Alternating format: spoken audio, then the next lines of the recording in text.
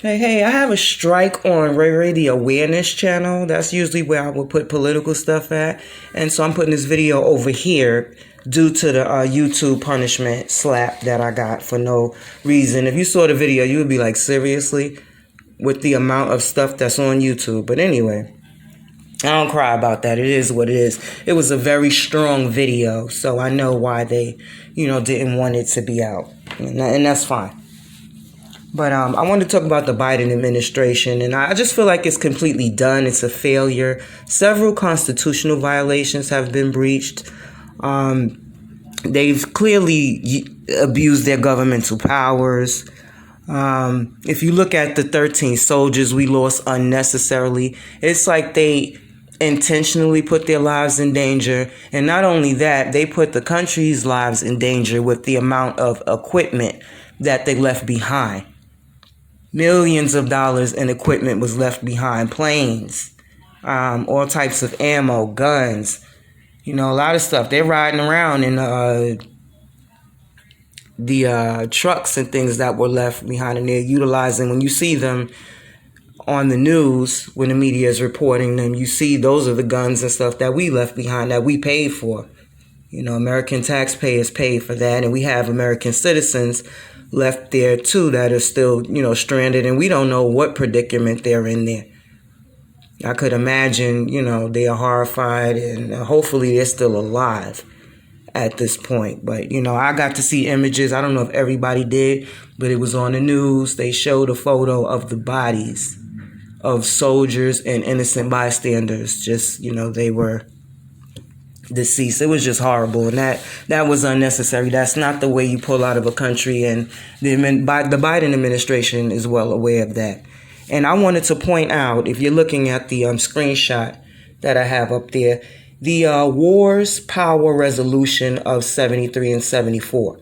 If you go down to the bottom of the document, section 4, where it says reporting, it says that the president is supposed to speak with Congress about any imminent hostilities that the soldiers may be walking into. And I'm just like paraphrasing or whatever. That's not what it says word for word. I want you to go and read it. So we've been in a war with Iraq for 20 years. Our soldiers have been over there. So we are well aware of all of the threats that they pose to us, our safety here on American soil, and the threat that they posed to the soldiers while they were over there. We lost some soldiers while they were over there. That wasn't, very easy. And the soldiers, had to stay on point all the time over there because they were always looking to do, little sneak attacks. Okay, so we know that they were in danger. So the way that they pulled out caused the soldiers to be in more danger. And it caused a lot of confusion in communications. And we got to see that thanks to Fox News. They were reporting, different soldiers, speaking out. Well, I think it was at least 2 different soldiers, whatever. And, clearly that's a breach of the Constitution. That's a breach of this law that Congress actually sat down and drew up. So they violated their own law. And I don't know, I'm not sure because I'm still, I'm new into this thing here, but I'm pretty sure you're not supposed to just abandon American citizens in an imminent threat in a hostile environment when we're checking out. And then you bring at least 150,000 Iranians over and leave Americans there. I'm sure that's some type of violation there in itself, and along with the mandates that are going on. I think I just spoke about the amount of officers and EMS workers and fire department that are, being forced to decide whether they're going to work or take the vaccine. Some of them are just biting the bullet and taking it because they're like, man, this is my career. I put a lot of time, 10, 20 years, 15 years, 8 years into this job, and to just walk away over a vaccine, so I know it's a terrible decision to have to make. And it's a constitutional violation because, believe it or not, in the Constitution it says you have the right. If you are in sound mind, you have the right to decide if you die or not. You have a right to decide the risk that you want to take in your life.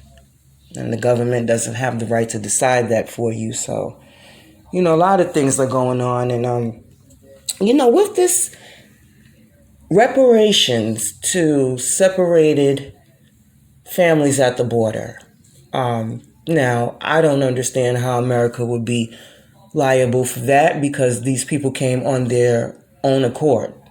They weren't forced to come by military or any type of subpoena or legal action. So they took free will and decided to come into a country illegally. And by right, under Obama policy, they separated the children from the adults because they weren't sure.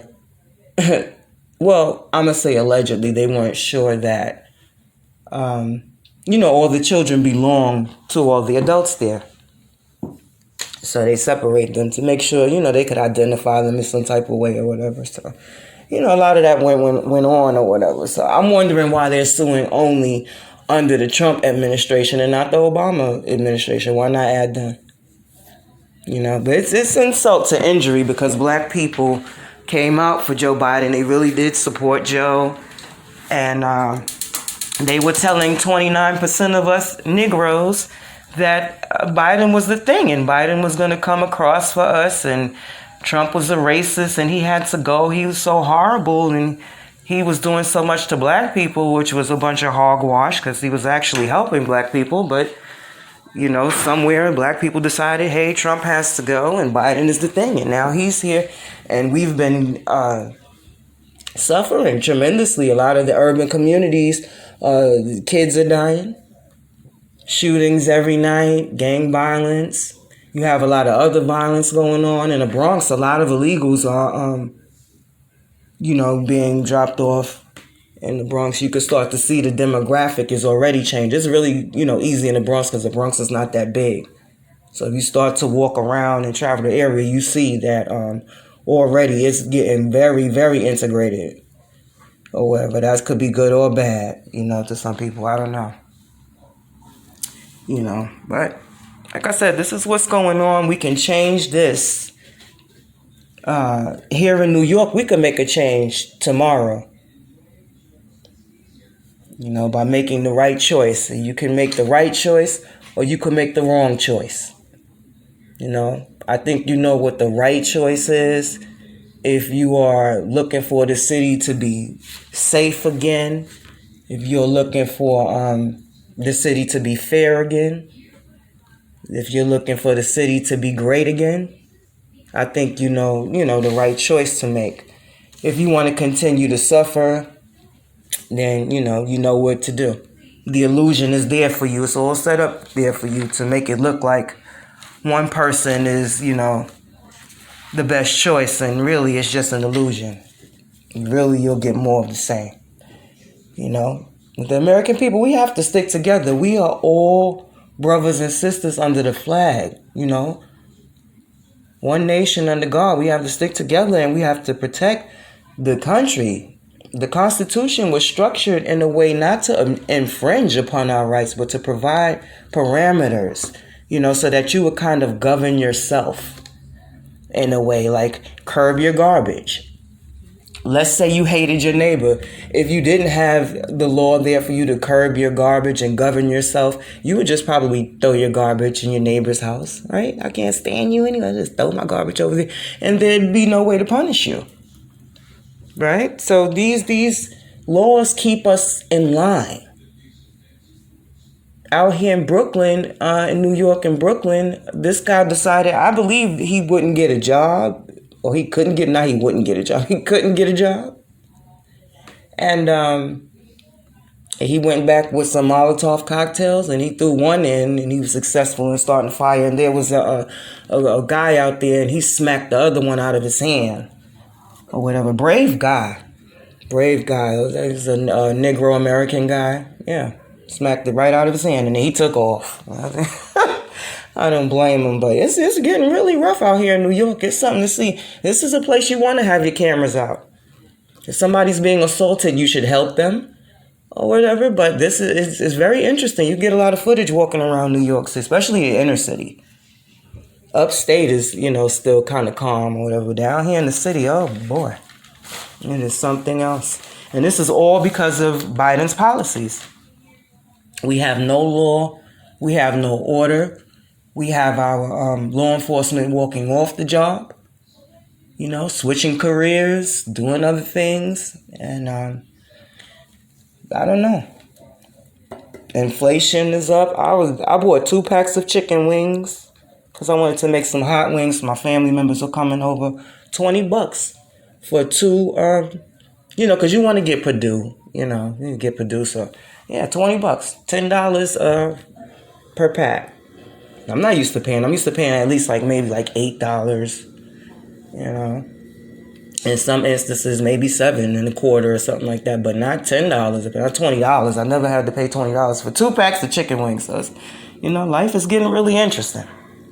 So, yeah, I'm gonna say I'm Ray Ray. I like to bring awareness through conversation in hopes that it sparks change. I want you to look into this, the Wars Power Resolution bill that the Democrats and Republicans both passed together.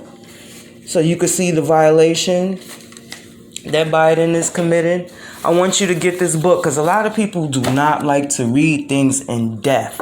And the For Dummies collection is definitely a collection for, a certain group. I ain't going to say because then they're going to say I'm being a coon or something like that. But we, as a Negro American, I have it. I have constitutional law for dummies, And I use it as a little quick reference point because I have other books, that are more in depth. But, it's a quick reference point if you really don't want to get deep into a lot of reading. And it breaks down the Constitution into sections so you can have an understanding of it. Because a lot of black people don't have an understanding of the Constitution. And they skirt around little bits and pieces of it. And they come out and they stand by it like they know what they're talking about, and it's absolutely ridiculous. Get the documents, get the books that help you verify these things, and you'll have a better understanding of what you can and cannot do as a citizen, and what your powers are as a citizen. Voting is a power. Your vote does count. If your vote didn't count, why is it a concentrated effort to bring in so many people to put into a party so that they get more support? Why is a particular party doing that if your vote doesn't count? Why have certain parties been accused of stuffing ballot boxes and, using dead wood voters? Why are these accusations flying towards this particular party so frequently if your vote does not matter? Every vote counts. Do not let people trick you out of your vote.